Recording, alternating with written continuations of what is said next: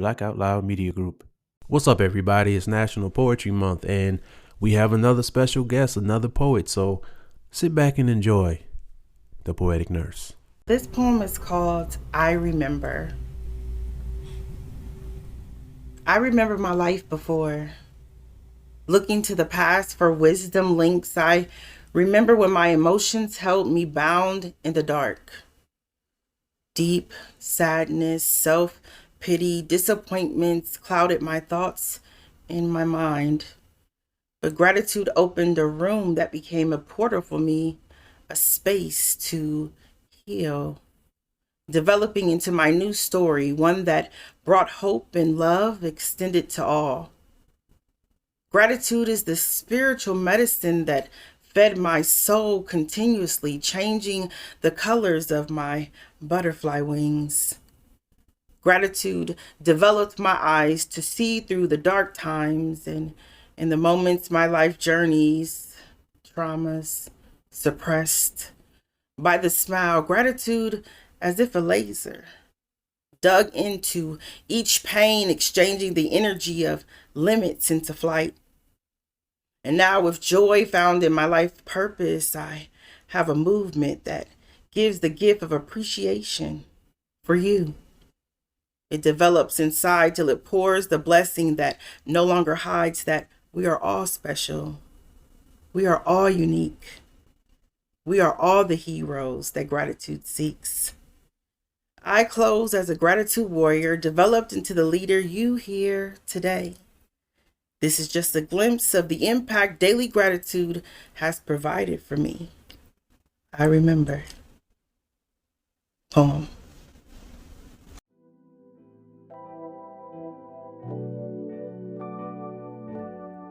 Welcome back to another episode of the Brown Sugar Cafe podcast, the place where poetry meets conversation. I'm your host, Terrence P. Elmore, and before we get into today's topic, make sure you hit that plus sign so you don't miss an episode.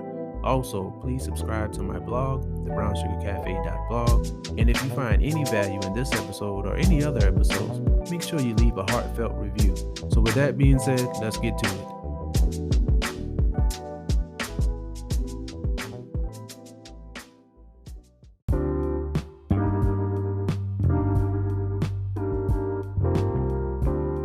Welcome back, everybody. Today I have another special guest, Donielle the Poetic Nurse. Donielle, how you doing? I am great. How are you? Doing pretty good. It's been a while. How's everything? Everything has been awesome. I feel like 2023 is like the Jordan year, as they would say. Okay. It's time to win. I know that's right. I never thought about it. Yeah, 23 is time to win. It's the fourth quarter. Let's go hard. Yes, indeed.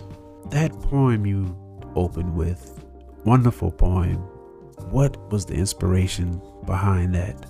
Well, thank you again. Well, I think, goodness, you look back, right, to reflect, and you don't want to live in the past, but Right. You definitely want to connect the dots. I think even Steve Jobs might have said something like that, go back in the past to connect the dots. So recently, part of the gratitude movement, and we started in Clubhouse, and that was 2 years ago. And, just between my life's journey, I don't really hone in on the specifics of the pain. I mean, we all been through grief of different times, right? But with gratitude and faith combined, it just transformed me into the butterfly you see today, right? That's able to take the worst of things and find the lesson, the wisdom, the appreciation for the experience, whereas before it was more self-pity, just sadness to a whole nother level, and so in reflecting, we just celebrated the 2-year anniversary of just what it has done for me. It is best for me to go into a poem form, especially when I'm feeling really emotional, because if I'm speaking to you and I'm emotional, I'm going to cry. But if I'm speaking a poem, I'm going to speak it and that emotion is wrapped in a form that I can contain it. Yeah, because whenever I read your poems, or whenever I hear you read a poem, I can feel that. I can feel the emotion inside it. But the way you read it, it feels just like what you explained. I'm in the moment with you, but then I'm not sad. It's always hope inside of it. I really appreciate that, because even, my listeners can't see, but even watching you read it, I saw it in your face. Like, I saw the freedom, like there was no weight on it. It wasn't heavy, but I still felt the emotion. Yeah, that was really good. I normally don't start asking about the poem, but this really, when I heard it, I was like, oh, I got to ask about this. So what have you been up to poetically? So I've just been writing. So I told myself I was going to practice more on memorizing, because I do not memorize anything I write. Me either. So it's just like I write too much to be, and I said I was going to start, maybe getting one signature, but also with, being able to do a poem just off the fly, right. Freestyle. It also gives me, the freedom that, if someone just wants a poem, well, just give me 3 words and I'll give you one, So, I'll just try to spin it that way. But I have about 3 books done now. Yes. 3. Okay. 3, yes. And so I am excited. And I know that at least one will be out no later than August, and that's usually my birthday's in August. So I promised myself that I would at least bring out one. I don't want to saturate by bringing them all out, right? Because they are a continuance. It's gonna, a poet's journey. So I'm gonna bring out that first one, get everyone behind it, and then just go from there. I mean, my mind, creative minds work. You have this piece of work and you want to put it out, and I really had to let go of whatever the outcome is, right? Because right. I did the work I used to write for others. Okay. But now I write for myself, right? And then the others that resonate with it will come. So with that being said, once I get it out, my work is done. Whatever it does on its own, it will provide its own energy to move. Okay, so could you elaborate on that? You said you used to write for others and now you write for yourself? Yes. So I used to just always, how you have that hope and that encouragement, right? It's like I want those pieces to be there. So I used to change the writing if I felt that it was too sad. Or if there was, I used to be wrapped into how is this going to be received? Gotcha. Yeah. And I think it changed the depth of it, right? Because that's true. Yeah. Yeah. So then once I started to get back to that, this is for me, like this is my writing, this is my piece, and it is for you, and I hope that it works for you, but this is something that is coming from me. And so I think at that moment, my writing changed. Yeah, because poetry is a very diverse thing, and interpretation is really up to the reader. Sometimes you can lay it out there for them, and reader or hearer, if you're speaking your poem, if you're doing spoken word. But I find that, like you said, you're writing for yourself. Hopefully somebody will get something from it. Hopefully they'll take something from it. Hopefully they can take something they can pass on. But ultimately it's your thoughts and how you feel. And I've been there before, trying to make sure that my poems are kind of taken a certain kind of way, and it takes away from that. Like you said, it's like, I really want to say it like this, but let me try to be politically correct, or let me make sure I don't offend anyone. But when you look at poetry, I mean, there's so many different styles and types of poetry. And there's been some poems that I've heard that probably would have been offensive if I wasn't a poet myself. And I find myself, being able to have an open mind when it comes to that sort of thing. Right. and everybody doesn't have an open mind when they're listening or reading certain things. So that's also very important. I'm glad that you got back to writing for yourself so we can have poems like that one you opened with. Thank you. Thank you. Yes. I mean, because you really, I think right now I'm on a journey to find more words. Okay. And in finding more words, I don't want to make a poem with big words that people don't understand. Right? Or they gotta look up, right? I mean, I want to enlighten, but I want to step into poetry to where I have a word and I bring it out in a sentence that makes you feel that word, right? So like there's an emotion that is there, but that I paint that sentence that gives you that emotion, right?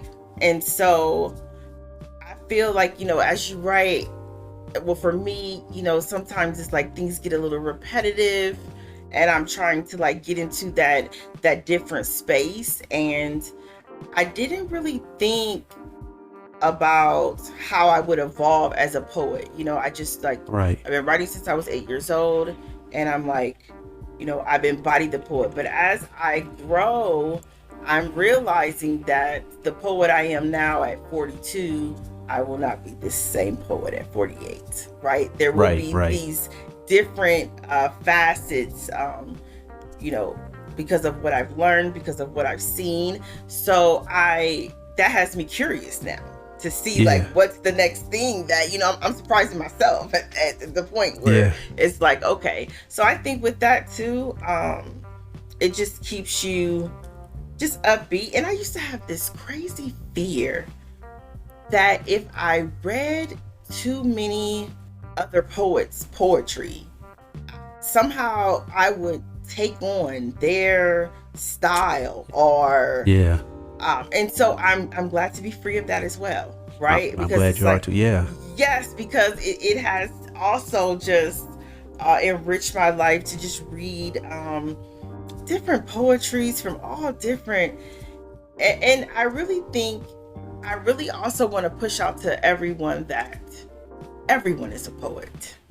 Yes, that's true. Yeah, I feel the same way. Yeah. Right. Well, when you doodle and you have these couple of lines or whatever, that's poetry. When you have a thought and you have to get it out, when you're journaling and you're getting those emotions on paper, this is poetry.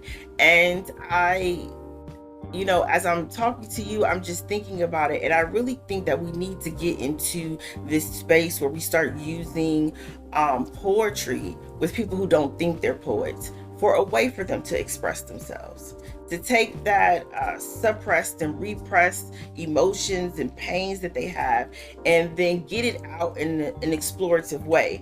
And the example that I have in my head is like, we think of rainbows, we think of colors and beautiful things and, God's promise, but when you're going through emotions and heaviness, you get it. That rainbow for that person might be, black and gray and, words and, all of these different things. And once they get that out, or, once we help you get it out.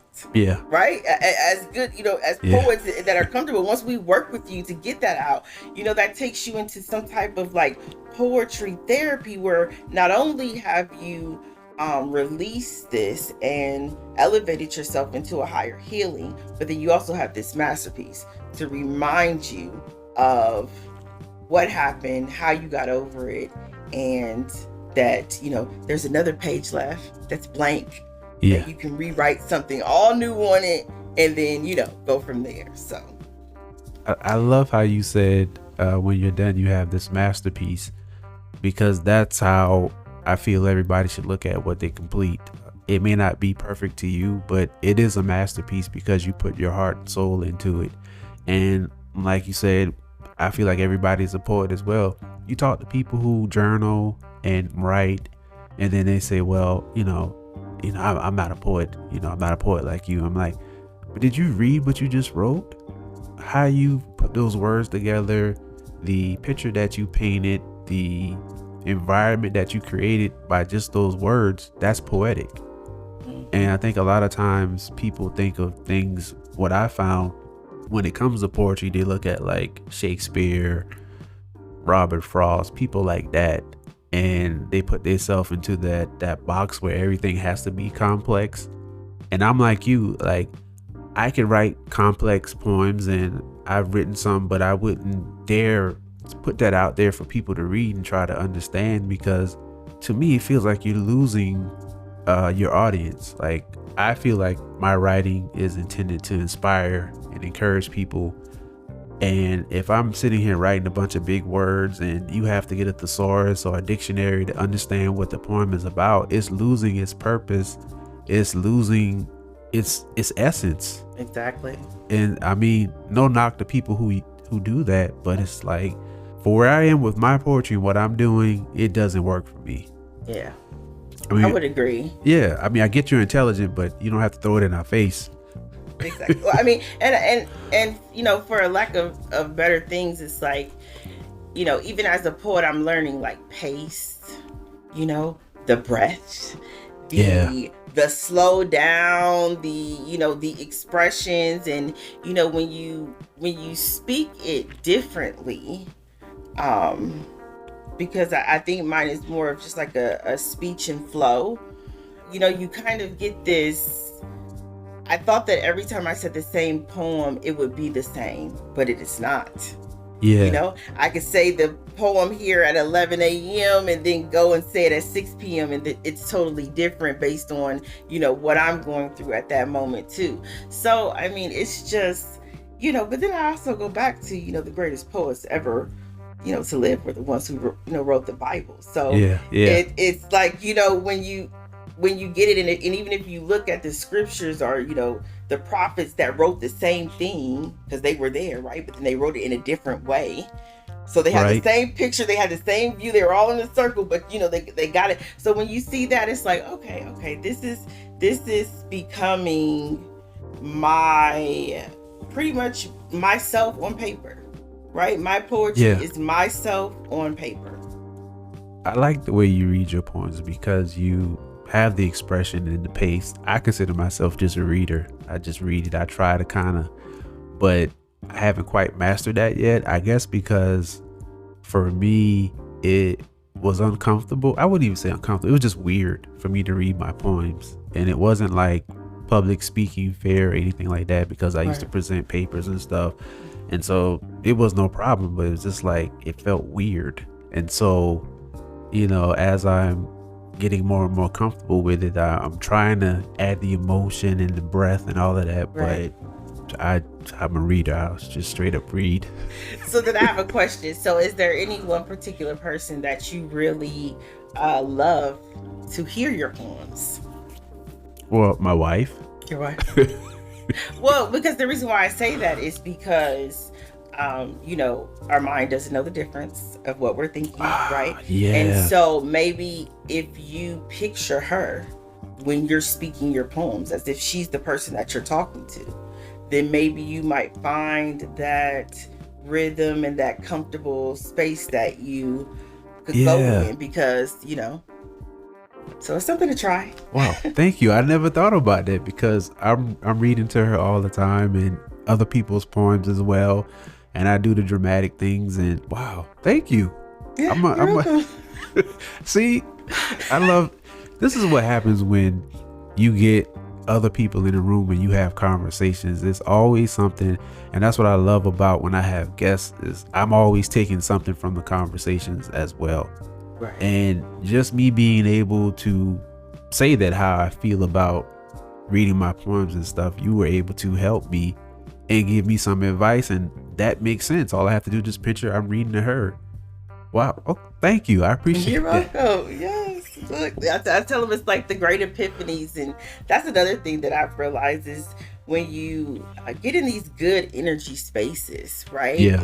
It seems to push you into this infinite intelligence that just morphs together, right? And then we all start fixing each other's problems just by being authentic and saying that this is something that I need to work on, right? And then it's like, oh, well, then try this, and then you get this, and then you just keep trying things until you figure out what works, and then you pass it on as you go. That's what I really love and appreciate about the poetry community. Is like when we get into conversation with each other, we always have some advice or something to offer each other. It's not like a bunch of take. It's like, oh, well, have you tried this, or maybe you should try that. So I really appreciate that. Like, I would have never thought of that, but it's just something so easy, so simple that you pointed out, brought to my attention. I'm like, yeah, I read to her, and I do all the things, the breath, the pauses, and right. Sometimes I'm being funny, but still I do it though. So, man, okay, I appreciate that. Yeah, you're welcome. So you say you have 3 books coming out. Congratulations, yes. First of all. Thank you. Do you have a title for all 3 yet? No. So okay. I have a title for the first one, which is 3 Stages of a Poet. And I think that one was just the 3 stages for me. It just seemed, it was like that sad stage. It was that middle of like the healing stage, and then that acceptance stage, and I will say it will probably be the saddest yet most wonderful poem book that I will ever write. And the reason why I say the saddest is because during that time I was finishing up living in the I wasn't worthy, I was insecure. Okay. My body, my image, my weight, everything is determining the value, not what's within. And so I know I could not ever write a book that way because, as I sit here healed, loving myself continuously, mirror work, developing, that old limiting belief has deceased. So those things that I allowed or felt about myself, I wouldn't put myself in those situations again. To me, that's important when it comes to poetry. I found that finding the vulnerability in the space to share, but also acknowledging that you're not in that place anymore and that you won't be in that place anymore. How much do you think writing this played a role in you being able to be free from everything? Oh, I think it played a big part. I really do, because I was on Clubhouse, and I remember I was in one of the creative rooms, Delano Johnson and his beautiful wife. And House of Creativity. Yeah. Yes, House of Creativity. And she had stated, when you're writing, are you writing from the womb? Like, is it open? Are you writing from the healed part, right? Yeah. And so in this book, it started off with the open womb. Yeah. Right. And so as it transitioned and as it goes, then it got into that healing part. And so, now that it's done, yes, I can see how. And I do also think that when you come from relationship, family, grief, it's a continuous process. Yeah, it is. Yeah. I do believe in 100% healing, but I also feel that you have to really keep checking yourself for that awareness. Because I've been there where I was like, oh no, I forgave that. Oh, I let that go. Right. And then 3 years, something else happens, and it's like, so I'm very, I'm very aware of like, okay, let me, just keep sitting in this emotion to ensure that it is completed and not that.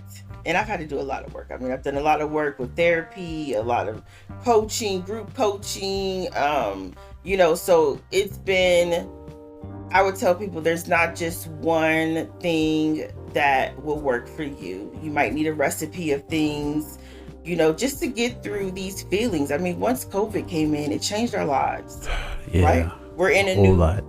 right, we're in a new way of living. And so with that new way of living, I just feel that we have to tap more into who we truly are to understand that I am this human being of higher intelligence that runs off of energy.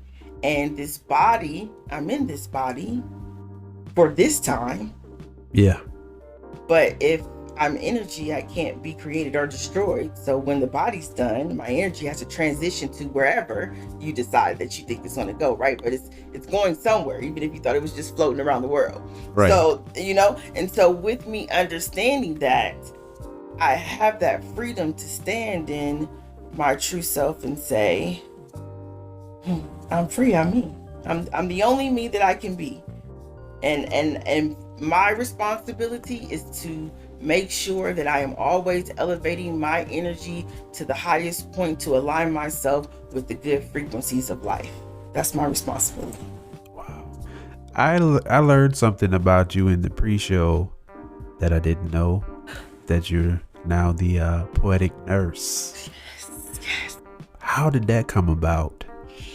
Okay, so I wanted to go to school to be a nurse. Okay. And I made it all the way up to maybe, 2-3 classes from my associates. And COVID came around. And I give much gratitude to nurses. I really do.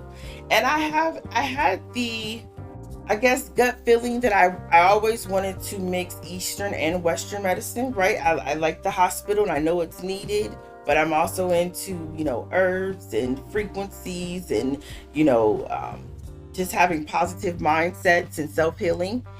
So with that and COVID happening, I felt inside that me going to school, to nursing school, was not what I wanted to do.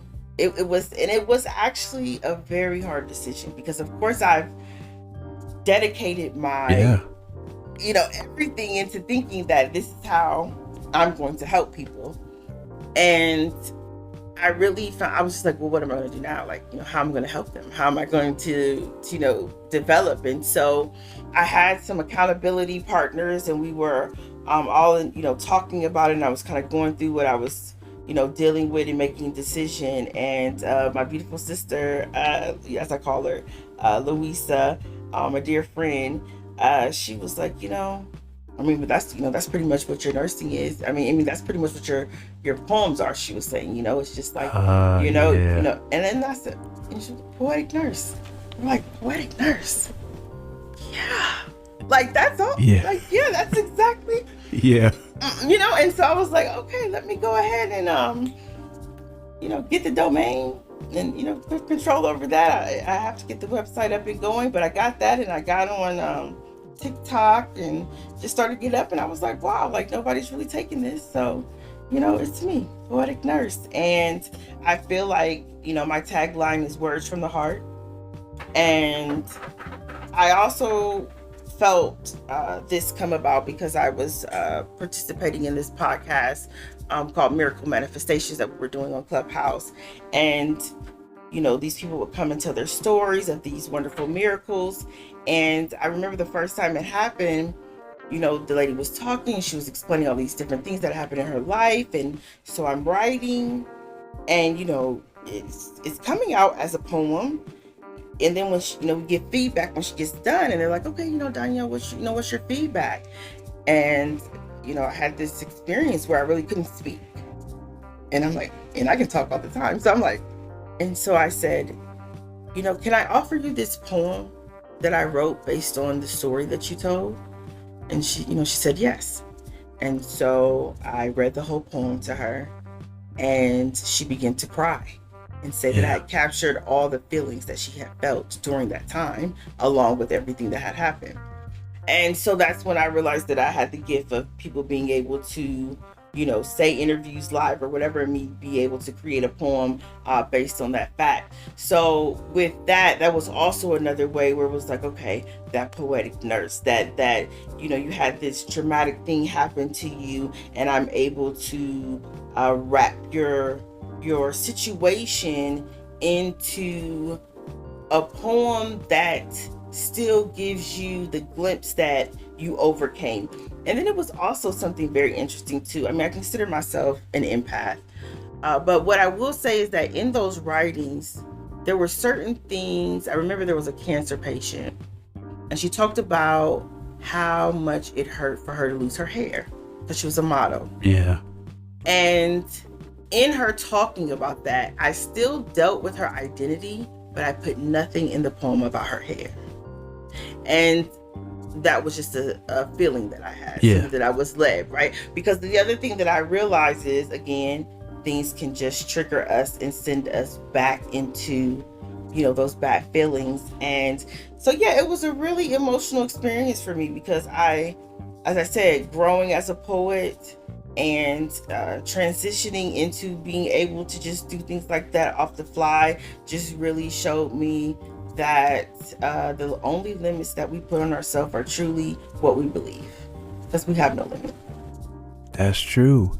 As you were speaking just now, I just thought about how you writing for yourself opened up the doors for you to be able to write for everybody else, because we can't truly serve and help other people if we don't do the self-work first.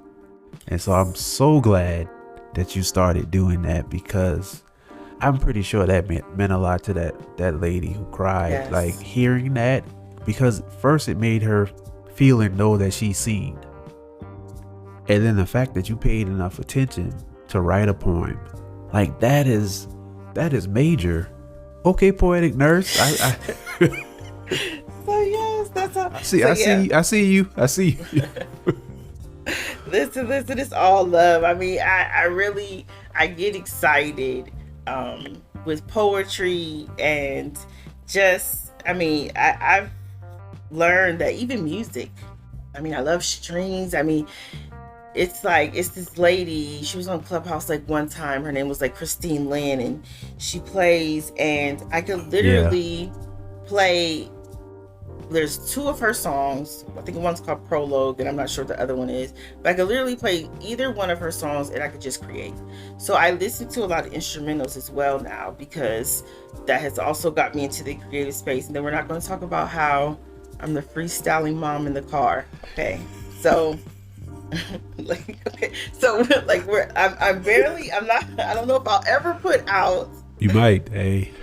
I never know, right? I'm not going to limit myself, but what I will say is that I'm in the car like, this is a whole cipher. Like, this should be aired on TV, okay? So I think that has also helped, because when I get to those places of where I just like, okay, nothing that I'm writing is really coming out the way I want to, then I'll just cut that off, throw on some instrumentals, and then just vibe out and just begin to rap what I see, or certain words and different things like that. And that has really given me that whole thing, like, okay, let's get back to it. And so that's kind of like a release for me.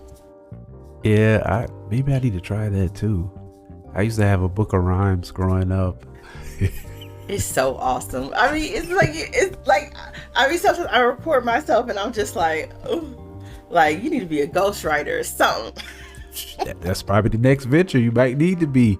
Listen, because I remember you did a poem. What was it? Like those Friday night rooms. Oh, yes. And you told me you either sent me you sent me the link and told me you did one just off the cuff, and I was like, wow. I was like, you did this. You just came out. And I'd be so afraid. You know what's that's the funny part about it. Like, it does not matter who's in the room or what it is. It's like, I go in the room, and of course we have, it's the Clubhouse for us. So I go in, and it's just like, I don't know, but I do it to push myself, because it's right. Like, you don't know what kind of prop they're gonna do. You don't know what they're gonna put out, and you gotta do it like now. So I think that is just a way for me to brush up on just the creativity that I have, and just knowing, like, I even got into some of those competitions, and it's fun because people pick their friends and everything like Yeah. that. But I loved it because it was like, yeah, like, clap up for someone, give them their flowers. I mean, I guess in my head, literally, and I had to do this coming from codependency and always looking for other people to validate me. And so I remember me thinking, like, okay, I'm in a stadium, it's me, I'm clapping for myself, right? It started off that way. And then by, the end of the exercises that I were doing, I was in the middle of the football field, and every person in the stand is clapping for me, except for every person in the stand is me. Right? So when I have that now, it's like, oh, right, like, I'm in so much of over celebration for myself. It's almost like the thanks, the whatever, I love them, right, and they fall humbly, and I appreciate it. But the loudest voice I hear is my own. Man, I'm loving this. You've been writing since you said you were 8. Yes. What started you writing, and at what point did you decide to actually turn your written word into spoken word? So I would say I love to write. I can't remember a time I didn't love to write. And I wouldn't have known how to phrase this now, but I guess I would say that my throat chakra was closed. I mean, when you grow up in an African-American household, you don't talk back. You don't, you take those feelings that you feel, and you find some way to, handle them. And so, so with that, so with that, it's like, I just, in my head, which was my perception, I was misunderstood, right? And so the paper understood me, and it didn't talk back. It didn't judge. It didn't point any fingers. It was just something that I could go to and just go ahead and write it out. And I think I honestly, until I started working on my first book, which was 3 years ago, almost 3 years ago now, I never thought of myself as a spoken word artist ever. Really? No, I didn't. And I think that was because I didn't carry that cadence that I heard all the time. I didn't. So it's just like I kind of like shied away because I'm like, I don't really like go with the snaps, or, I loved it. I wanted to, but I didn't feel that was my crew at the time, I would say. And so I was just like, I'm just going to go ahead and just say the poetry, but I never thought about it as a spoken word. So when I hear that, I know that I'm a spoken word artist. However, it doesn't, like, I really don't feel much when I hear it. It's just like, okay, yeah, like, that's cool. Because it's natural, that's why. Right.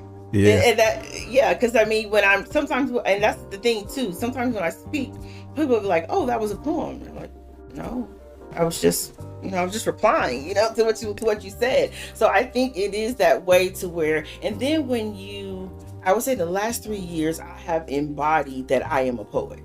There's nothing anyone could say. I mean, you literally have to, brainwash me in order to take that out. I mean, I am a poet. That it's been the same way for me, just really embracing the poetry part. I've been writing since about that age too, and just it's like, yeah, I'm a writer, and then people, you're a poet. I'm like, oh yeah, I am. Okay, yeah. And when it's natural, it's natural. Like during this interview, you said some things poetically that you might have felt like you were just responding, but it naturally comes out. I guess when you're a poetic nurse, you can't help it. just flows.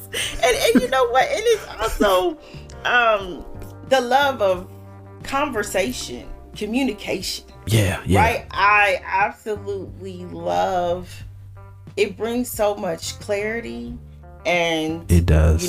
with the law of assumption, right? There's two sides. Assume everything is great and don't assume anything about others, right? And Right.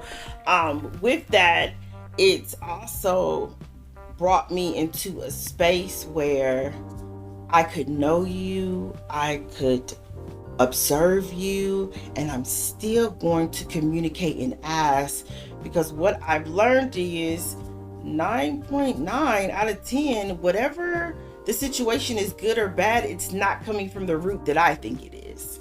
Right. Right. And Right. so that's really what's been helping me learn people. And I'm also one of those people that people just randomly come up to and kind of like tell their entire lives Me of too. some.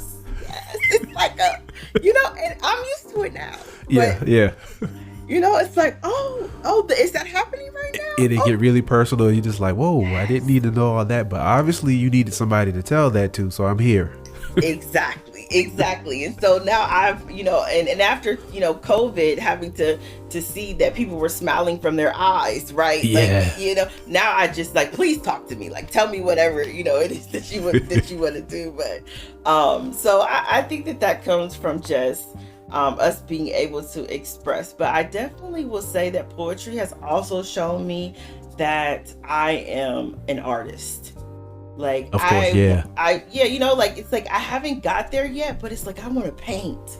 I want to make some beats. Like, it just sends me into all of these different areas of it, and then it always comes back to, but we got to put that sonnet underneath.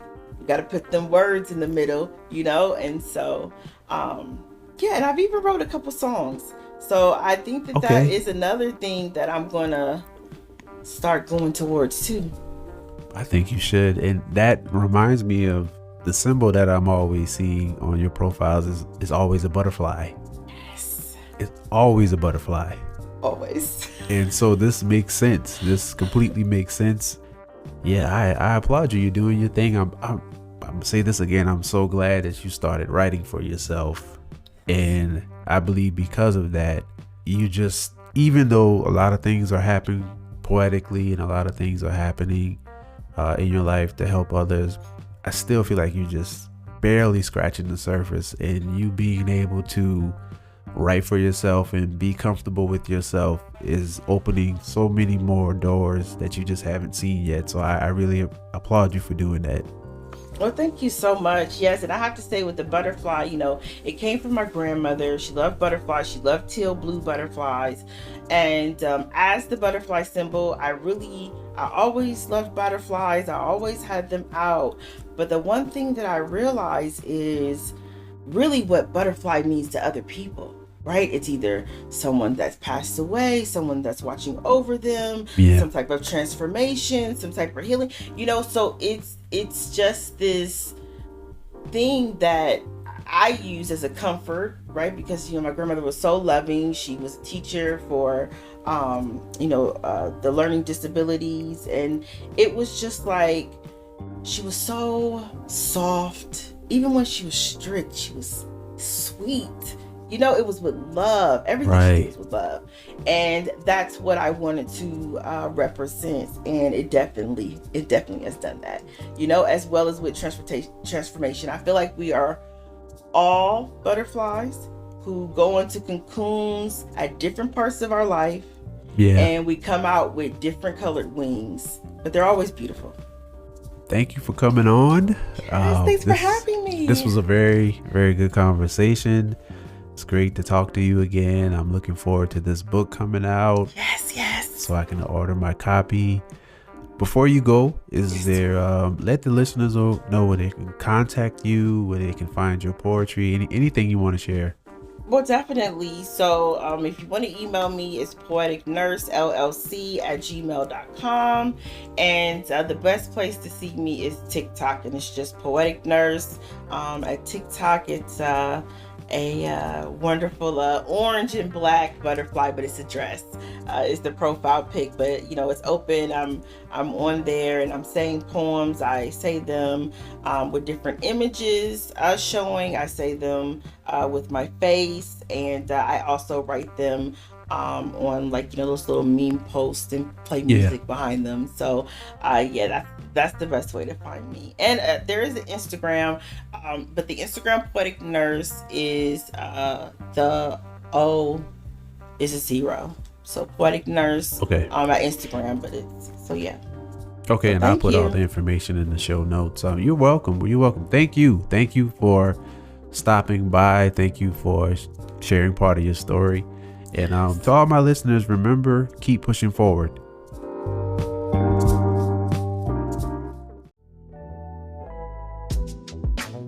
Thank you for tuning in to another episode of the Brown Sugar Cafe podcast. Once again, I'm your host, Terrence P. Elmore, and this is the place where poetry meets conversation.